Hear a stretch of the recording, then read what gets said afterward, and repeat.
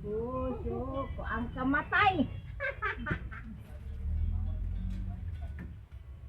Kaya ngayon laging gulong-gulong.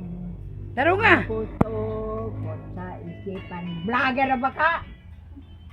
Naman ko vlogger. Parang ka ba? Ayo. Katuwinan babalikan. Naslonglong. Dahil ba ang puso ko ay labis nang umibig sa'yo. Hanggang kailan mabayaral gadog kanina ini. Ibig. Hindi naman nakabayo.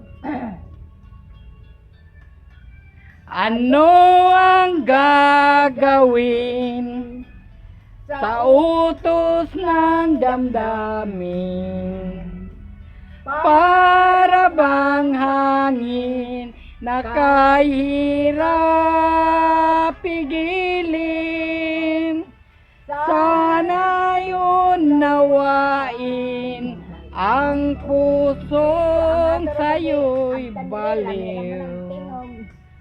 Nais kong malaman mo na iniibig kita.